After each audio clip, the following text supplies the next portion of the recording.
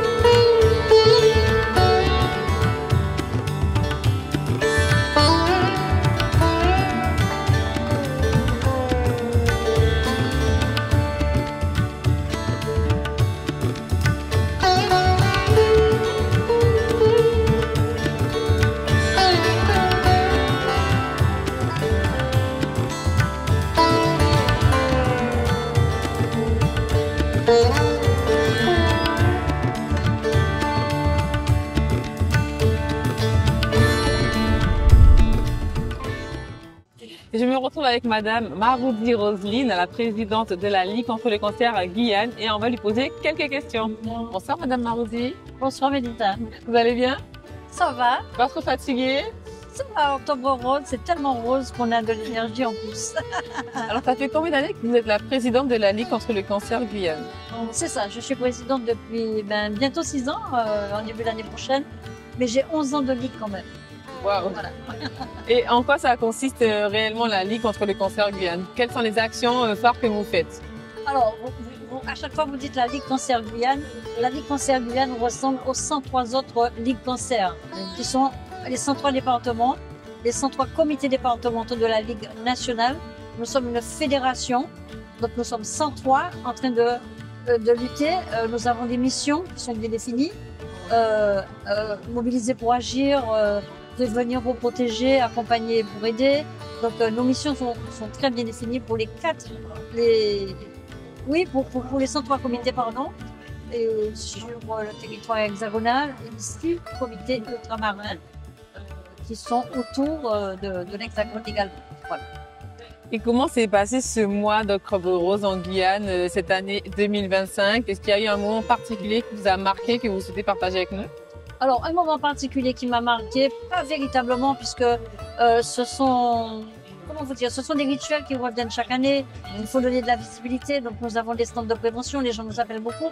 Nous avons les bustes mammaires, et les bustes mammaires ont beaucoup de succès, de plus en plus de succès, parce que c'est vraiment des bustes homologués par la Ligue nationale contre le cancer, par l'Institut national du cancer, et qui sont revisés par le ministère de la Santé. D'accord. Donc, ils ont beaucoup de succès tout simplement parce que sur le buste mammaire, il y a un sein qui est complètement normal et l'autre J'ai eu l'occasion de pouvoir.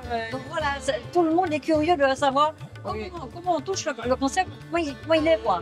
Donc tout le monde a envie de toucher, tout le monde a envie de palper et tout le monde a envie de trouver le cancer. Donc c'est les institutions, toutes les administrations nous réclament, les associations.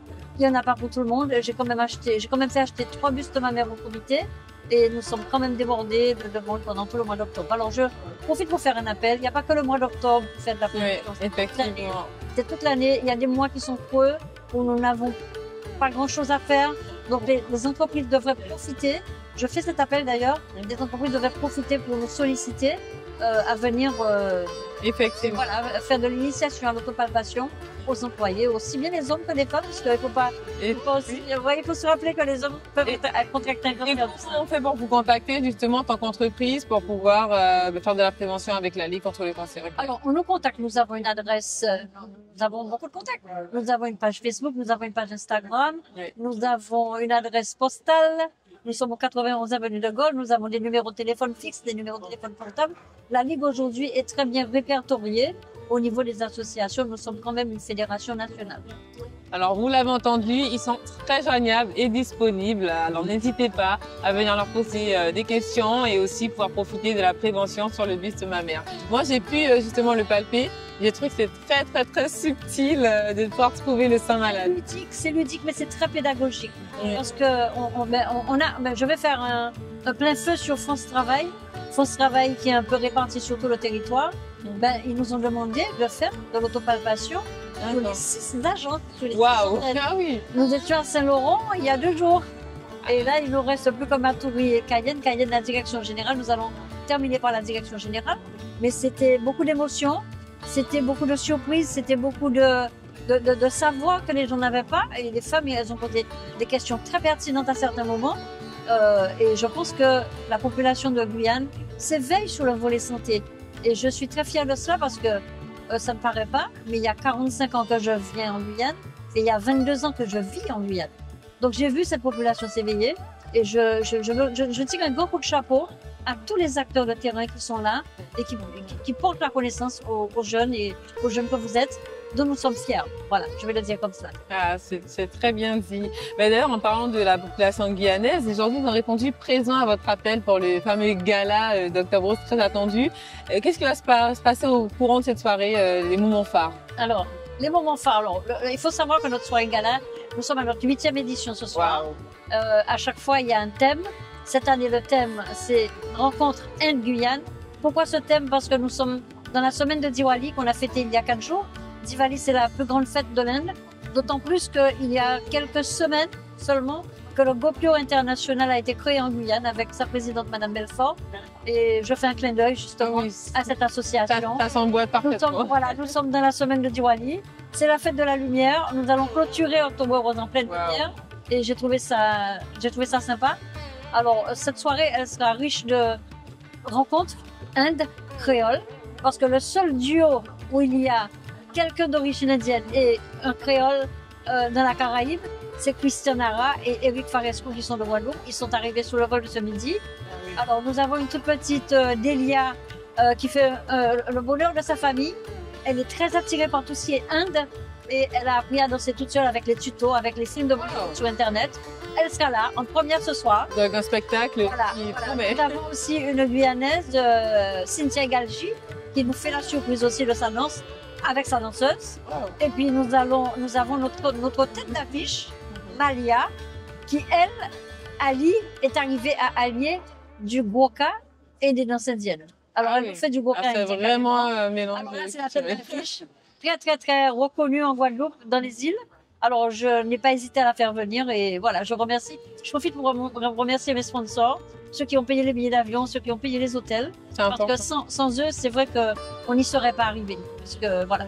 Et la Ligue contre le cancer Guyane aujourd'hui, elle compte à peu près combien de sponsors pour supporter justement à l'année? Beaucoup, je suppose. Mais est-ce que les sponsors répondent présents? Alors, les sponsors répondent présents, mais pas suffisamment. Il faut le dire, oui. Je fais beaucoup appel à l'extérieur aux gens qui me connaissent et que je connais, qui me font confiance. Et je déplore ça, je le dis, parce que moi, c'est sans langue de bois. J'aimerais quand même que les entreprises guyanaises, que ceux qui ont le pouvoir, puisqu'il faut se rappeler quand même, quand ils font un don, ils sont défiscalisés à 66%. Plutôt que de donner l'argent aux impôts, donnez-le à une association. Et je prêche pas pour ma paroisse, donnez aux associations. Le tissu associatif, c'est ce qui fait vivre un territoire. Hein? Donc, il faut que les chefs d'entreprise entendent ce cri d'appel que je fais. J'aurais bien aimé que chacun se mouille un petit peu. Là, je vais lancer la cagnotte, le défi guyanais sur Internet. Et j'ai une chargée de communication qui est ad hoc avec moi. Merci Mélissa, notre chargée de communication. Merci à vous, madame. Pour tout le mois d'octobre. Je vous félicite pour tout le travail que vous avez fait. Et nous allons continuer ensemble parce qu'il y a des choses à faire. Il y a plein de choses à faire à la Ligue. Oui, effectivement, il y a beaucoup de choses à faire. Il faut aussi parler et appeler les Guyanais à bien participer, les entreprises aussi à soutenir Nous sommes 300 la Ligue 000 contre sur le le cancer. territoire. Si chacun donne 5 €, c'est beaucoup d'argent pour acheter la maison Ligue que je veux acheter depuis un moment pour soulager cette population guyanaise, cette population enclavée du côté de Maripasoula, de Saint-Georges, d'Apatou. Moi, Apatou, ils sont déjà proches du Chaume, ça va. Mais les gens de Saint-Georges, vous voyez? Il y a des gens de cacao, les gens, ils sont loin. Quand il faut faire une chimio, ils arrivent de très loin. Donc on ne va pas les faire repartir, on va les garder parce que un traitement pour un cancer, c'est pas comme une grippe, hein, c'est pendant 2 jours, 3 jours. Hein. Ah oui, c'est long. C'est 6 mois, 8 mois hein, de traitement. Ah oui, donc il ne faut pas que les gens qui ont les malades comme ça sous les avions ou en voiture, si on peut les garder à côté des centres de soins, il faut qu'ils soient apaisés parce que tout ça contribue aussi à la guérison des gens. Il faut qu'ils soient en paix. Il faut qu'ils soient sereins pour guérir le cancer. Oui, surtout que quand ils partent, des fois, ils ne connaissent pas forcément le climat. La métropole. Alors, on essaie de les garder au maximum. Déjà, ceux des communes éloignées, de les faire venir au centre littoral, à Cayenne, à Saint-Laurent, là où il y a déjà un parcours de soins, des réunions pluridisciplinaires avec les médecins en cancérologie. Il y a déjà une base très, très, très bien fournie, très solide. Et quand on ne peut pas prendre la suite, on en prend en métropole ou en Martinique. On n'a pas encore de radiothérapie, il n'y a pas de médecine nucléaire encore. Nous l'aurons. Monsieur Serville était assis à côté de moi à la conférence scientifique hier soir et nous a promis beaucoup de choses. Et j'ai confiance dans ce qu'il dit et dans ce qu'on va faire tous ensemble, nous les acteurs de terrain. Je vous sens très animée, vraiment. Mais comment c'est venu de prendre la direction? Ça me parle parce que je n'aime pas voir les gens dans la misère. Ouais. Je crois que c'est intrinsèque. Les gens ont ça dans leur ADN. On a envie de le faire pour les autres. On a envie de voir les gens heureux.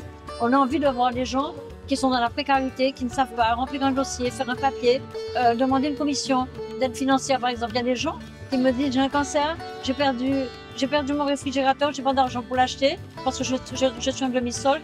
Mais on fait quoi? On ne va pas garder la personne et lui dire, non, je ne vous donne pas parce que vous n'avez pas les papiers qu'il faut, non. Vous êtes étranger, non. Vous êtes un être humain, quand vous arrivez sur la Terre, vous avez droit au même bonheur que les autres, quelles que soient vos conditions humaines. Ok? Donc moi, je suis très portée sur l'humanisme. Wow. Et justement, avant qu'on se quitte, est-ce que ce soir, vous avez un mot, vous avez déjà bien appelé la population.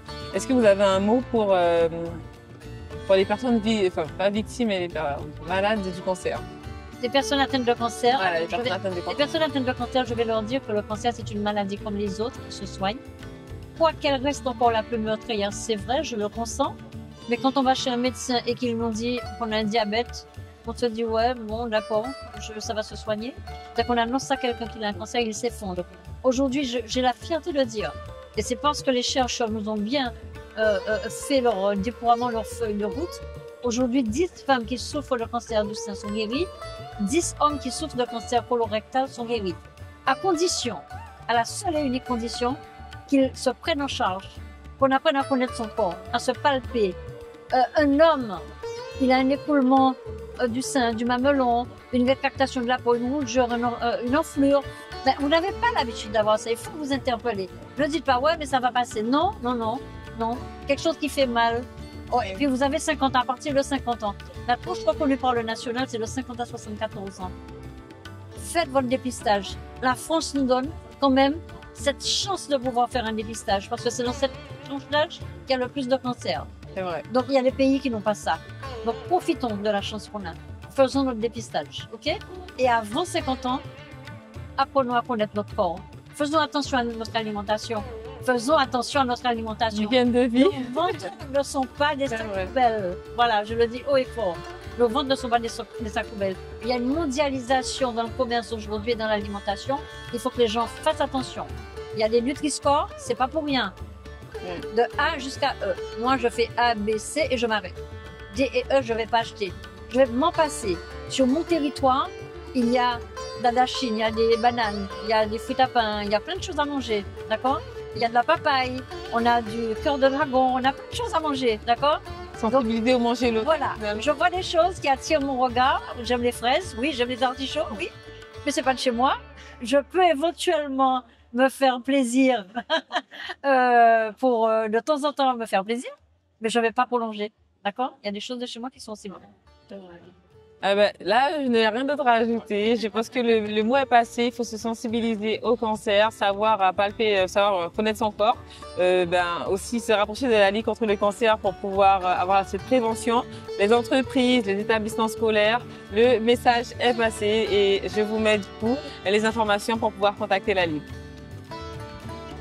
Merci beaucoup, Madame Maroudi, pour votre interview, d'avoir répondu à mes questions.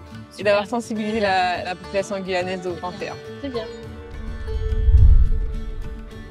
Et maintenant, je me retrouve avec Delia, une danseuse qui va proposer de la danse hindoue. Bonsoir Delia. Bonsoir. Ça va? Ça va. Alors dis-moi, comment ça t'est venu comment ça t'est venu de danser la danse hindoue? Eh bien, en apprenant que j'avais des origines indiennes, je me suis directement dit pourquoi ne pas apprendre et m'enseigner beaucoup plus sur ma culture. Et depuis toute petite, voyant les séries, etc., j'ai toujours vu que c'était une culture très intéressante et magnifique. Et je me suis dit, ben, pourquoi pas essayer? Et tu as essayé toute seule devant ton miroir Petit à petit, c'est venu. Okay. Et tu n'as pas pris de cours en particulier avec une prof vraiment de danse? Waouh!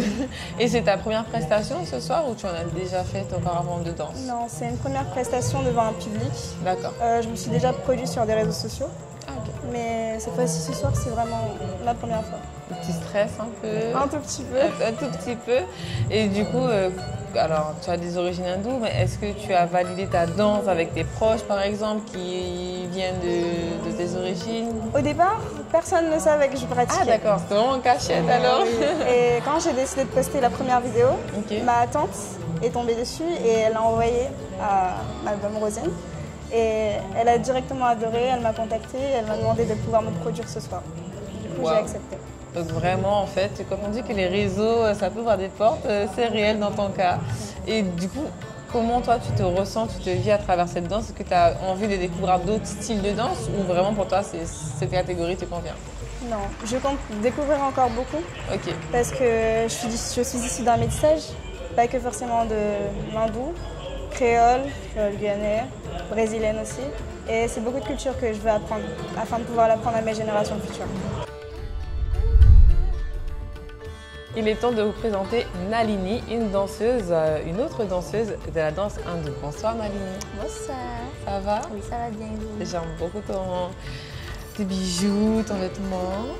Alors dis-moi, depuis combien de temps tu danses la danse hindoue? Alors depuis que je suis toute petite, donc depuis que j'ai à peu près 6 ans, donc ça fait une dizaine d'années déjà. Ok. Et tu danses avec qui? Un professeur de danse ou tu as appris toute seule? Alors au début, on avait des professeurs de danse, donc des professeurs de Bharatamnatyam, etc. Mais c'est vrai qu'au fur et à mesure, c'est plutôt moi qui ai pris le relais. Et donc c'est moi qui ai commencé, ça fait peut-être 4 ans ou 5 ans que je fais vraiment mes chorégraphies toute seule. D'accord. Voilà.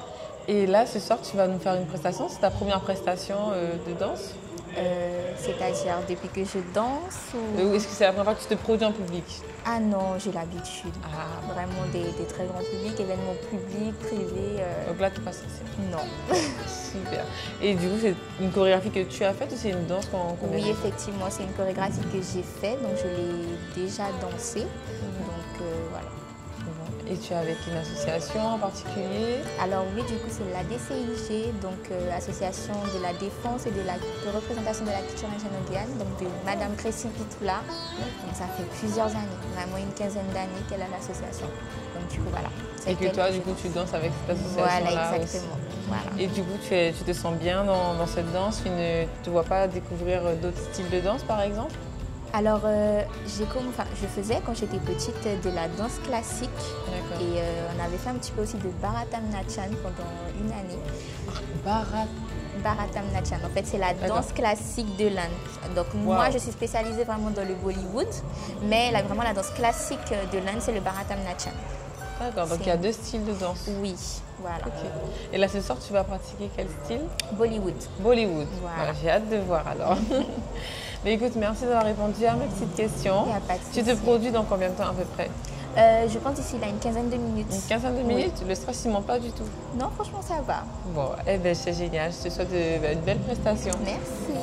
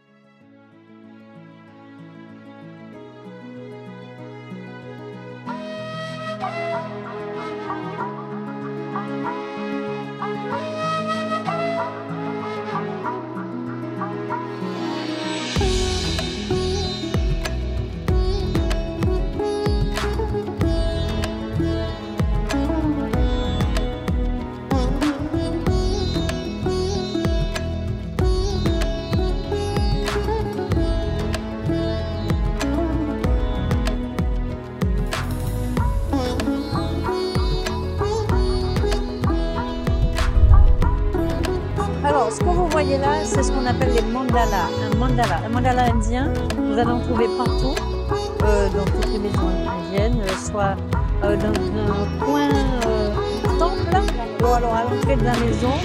Mais les mandalas attirent la sérénité, attirent la bienveillance, attirent la quiétude, attirent la paix. Et tous les jours, les Indiennes mettent des fleurs fraîches chez elles. Même si c'est une seule fleur, mais vous allez voir une fleur naturelle chez les femmes indiennes. Et très souvent accompagnée d'une lumière. Voilà.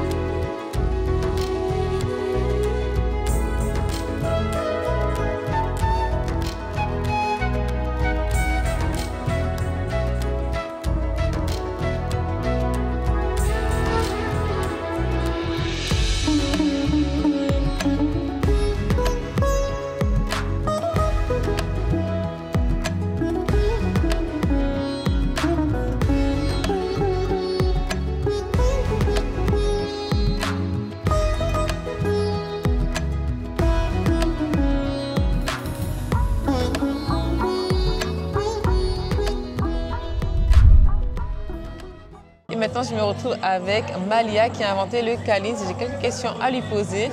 Alors, on y va tout de suite. Bonsoir Malia. Bonsoir. Ça va? Très bien. Alors, on a vu tes prestations qui étaient juste magnifiques, où tu as interprété le Kalins. Est-ce que tu peux me définir cette danse?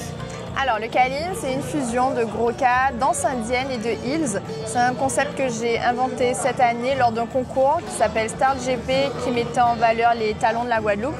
Il fallait qu'on se présente comme personne originale et j'ai présenté mon identité guadeloupéenne, qui est un mélange de être caribéenne, donc mélanger le Gros-Ka, la danse indienne, qui sont été en plus les premières danses que j'ai apprises avec du talon. Le talon, c'est parce que les shows internationaux pour les femmes se font à partir de cette chaussure à talons et qu'on est obligé de, en tant que femme, sur scène, d'intégrer aussi une certaine sensualité et féminité. Et du coup, le but était de moderniser et d'apporter cette touche aussi de difficulté à nos danses traditionnelles. Très difficile, hein. Je pense que c'est même pas une touche là, c'est vraiment, tu as rapporté un bol de difficulté parce que danser avec des talons, le Gros-Ka comme tu l'as fait, on te voyait reculer, sauter. C'était incroyable et là du coup quand tu as fait ce concours, tu l'as vraiment après continué à pratiquer ça m'a apporté beaucoup de visibilité et le but c'était vraiment de montrer que nos danses traditionnelles pouvaient se retrouver sur des scènes internationales. Donc les gens étaient surpris, il y a eu beaucoup de débats, mais c'est ça le but aussi, c'est comme ça qu'on voit que notre culture évolue et elle est vivante. Donc du coup tu as des origines indiennes et tu as commencé par quelle danse quand tu as appris à danser? Les deux. Les deux? Oui, j'ai commencé par le Gros-Ka. Le Gros-Ka, c'est ma mamie qui faisait du Gros-Ka et elle m'a inscrite dans la même école qu'elle. Et la danse indienne parce que j'ai toujours aimé ça, vu ça. Et il était possible aussi de prendre des cours dans ma commune. Donc, en fait, je viens de Capesterre-Belle-Eau en Guadeloupe et à Capesterre-Belle-Eau, il y a vraiment les deux cultures qui se mélangent. Donc, naturellement, j'ai commencé à faire des créations où je mélangeais les deux et ça a été ma force. Et c'est finalement ta marque de fabrique aujourd'hui. C'est ça, exactement. Et quelle est ton ambition avec ce nouveau style de danse? Excuse-moi, j'ai beaucoup bégayé. Quelle est ton ambition pour ce nouveau style de danse? Alors là, c'est vraiment en année de test où j'essaye vraiment d'écrire la technique parce que ça reste, comme tu l'as dit, musculairement, c'est vraiment actif. Donc j'essaye vraiment d'écrire puisque les talons, en fait, les appuis sont sur demi-pointe alors que le Gros-Ka se danse beaucoup sur les talons. Donc c'est vraiment des appuis différents. À rajouter aussi les mains de la danse indienne où j'ai fait l'animation ce soir pour expliquer les mudras, les isolations de tête, etc. Donc c'est vraiment une technique que j'essaye d'écrire, de proposer des cours et de diffuser largement au sein de nos territoires et aussi internationalement. Ah donc tu donnes des cours aussi en plus? De Kalins, exactement. Et donc tu crées de A à Z des chorégraphies? Alors, ce qui est drôle, c'est qu'en assemblant les trois techniques, ça fait déjà une chorégraphie, tout est placé. Donc comme je t'ai dit, les talons font que les jambes sont placées, on sait que les jambes sont soit tendues ou pliées, les mains sont placées et puis le Gros-Ka c'est beaucoup des mouvements de bassin. Donc en mélangeant les trois, ça ressemble déjà à une chorégraphie alors que c'est juste des fois des exercices que je propose à mes élèves. Waouh! Et là on a vu aussi le style musical qui allait avec la musique, on a entendu vraiment de la danse indienne mais avec du tambour, après tu as sorti du Beyoncé, donc rien à voir. Mais tout en gardant ton style et j'ai trouvé ça incroyable. Je me suis dit, waouh, franchement, tu nous emmènes dans un univers et on y croit quand on te voit danser et limite ça donne envie, mais la difficulté, je pense qu'elle y est. Tu as pris combien d'années à te perfectionner, on va dire, dans la danse? Alors, j'ai commencé depuis petite. Ma mère me disait que quand je voyais des professionnels faire des spectacles, j'allais devant la scène, voire des fois je montais sur scène. Donc j'ai toujours été happée par ce côté artistique. Par la suite, à mes 18 ans, j'ai voulu faire ça. Bon, j'ai fait des études parce que ma famille m'incitait à faire des études. J'ai réussi à aménager mes études avec la danse et avoir un parcours vraiment aménagé. Donc merci aussi à mon école pour ce soutien. Et après, voilà, j'ai développé, j'ai fait des études de danse interprète. Je suis allée aux États-Unis aussi, tenter ma chance avec des formations professionnelles. Et du coup, c'est ma vie, c'est ma passion. J'allais te poser la question justement, comme tu parlais des scènes internationales, sur quelle scène tu te voyais danser plus tard ou encore que tu as pu danser à l'international? Mon grand rêve, c'est de faire une tournée internationale avec un artiste. Waouh, ok. Un artiste du coup qui s'adapterait à ton style? Non, normalement, quand on fait une tournée, c'est plus nous qui devons nous adapter à l'artiste. Mais c'est vrai qu'en commençant déjà à écrire et à faire ma patte, Donc j'ai une manière de chorégraphier. Peut-être que ça va plaire à des artistes et ils feront appel à moi. Donc je dirais pas non si un artiste me dit bon ben on veut du Kaline sur la scène. Ok. Mais c'est pour ça aussi que dans la prestation que j'ai faite, j'ai mélangé Beyoncé, qui est la queen de la queen, avec du gros K, parce que c'était pour montrer que les artistes internationaux, s'ils mettaient notre culture sur les scènes, mais ça ferait rayonner notre culture internationale. Oui, c'est incroyable. Et pourquoi pas en fait? C'est cette question-là que je pose. Oui, il faut oser finalement, c'est ça. Et quels sont les conseils que tu donnerais aux jeunes qui te regardent et qui dansent et qui justement se recherchent encore des fois, surtout dans nos cultures, il y en a beaucoup qui apprennent à danser le casse-école, le gros K en Guadeloupe, et qui dansent à côté soit de la danse classique ou du hip-hop, et qui ont comme toi cette envie d'allier les danses. Quels conseils tu leur donnerais? Moi, je pense qu'il ne faut pas se limiter, que s'ils ont envie de faire et de créer, ils doivent le faire. Donc, pas de limite et d'aller continuellement apprendre et chercher, découvrir et se challenger. Moi, je suis vraiment une personne qui aime apprendre de nouvelles choses et se challenger. Donc du coup, on espère qu'un jour, tu pourras venir, pas pour performer seulement, mais aussi transmettre ton savoir et ta technique que tu as acquise. Parce que là, maintenant, tu me parles de points, de talents. Ça peut être intéressant de venir aussi donner des cours en Guyane, pourquoi pas? Mais j'y avais pensé, mais c'est vrai que c'est le temps qui manque. Donc pour cette première fois, ça a été cette prestation. Vous de faire découvrir déjà, ça c'est incroyable. Parce que moi, avec plaisir de pouvoir faire des liens aussi avec les gens d'ici, comprendre aussi votre culture et partager mes savoirs et ce que je peux apporter. Bah écoute, merci beaucoup Malia d'avoir répondu à mes questions et j'espère que ton rêve va se réaliser. En tout cas, on te suit de près. Avant que je te quitte, est-ce que tu peux me dire où est-ce qu'on peut suivre tes réseaux par exemple? Comment te faire appel à toi? Alors, mon Instagram c'est Malia, MALIA-8 MKOLAJK. Mon nom Facebook c'est la même chose, Malia M. Kolajak. Mon nom YouTube c'est pareil. Voilà. Assez simple finalement. Voilà, TikTok aussi, Malia, M. Kolajak, MKOLAJK. Un seul nom pour 4 réseaux et c'était Malia. Merci à toi d'avoir répondu à mes questions. Merci.